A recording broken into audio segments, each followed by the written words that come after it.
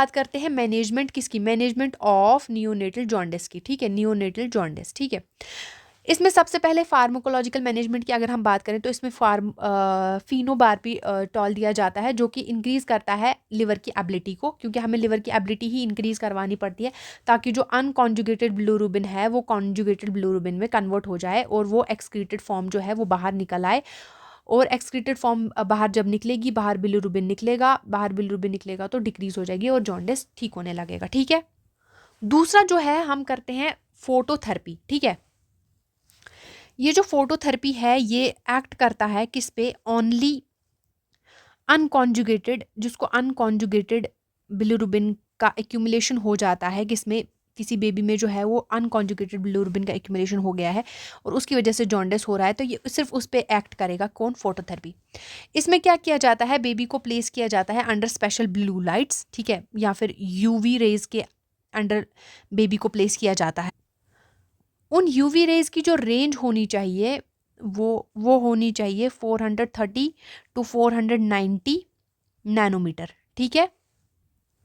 और जो रेज का और बेबी का डिस्टेंस होना चाहिए, जहाँ पे रेज पड़ रही है और बेबी के बीच में डिस्टेंस जो होना चाहिए वो 30 टू 45 सेंटीमीटर होना चाहिए, ठीक है।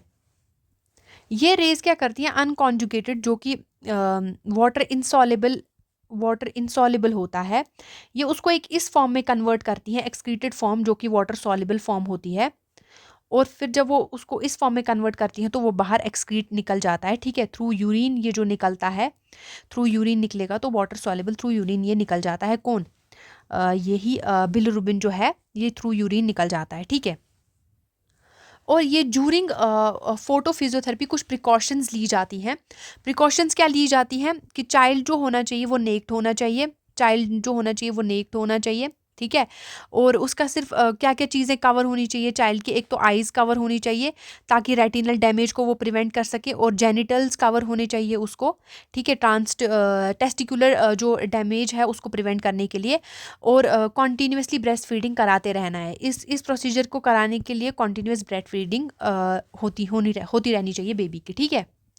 नेक्स्ट है एक्सचेंज ब्लड ट्रांसफ्यूजन। इसमें क्या होता है, बिलिरुबिन जो होता है वो रिमूव कर दिया जाता है ब्लड से, और थ्रू एक्सचेंज ट्रांसफ्यूजन की मदद से इसको क्या किया जाता है, जो बिलिरुबिन है उसको रिमूव कर दिया जाता है, ठीक है। इसका बेनिफिट क्या है, ये ब्लड एक्सचेंज ब्लड ट्रांसफ्यूजन का, इसका ये बेनिफिट है कि इसमें क्या होता है, ये help in reduction of unconjugated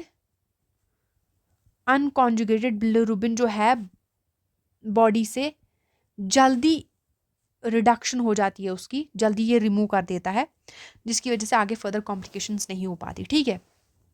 लेकिन इसके कुछ साइड इफ़ेक्ट्स भी हैं, या इसके कुछ कॉम्प्लिकेशंस भी हैं, इसके जो भी जूरिंग ब्लड ट्रांसफ्यूजन हम के कॉम्प्लिकेशंस हैं, जब ब्लड ट्रांसफ्यूजन दिया जाता है तो वो सेम इसमें कॉम्प्लिकेशंस लगेंगे, ठीक है।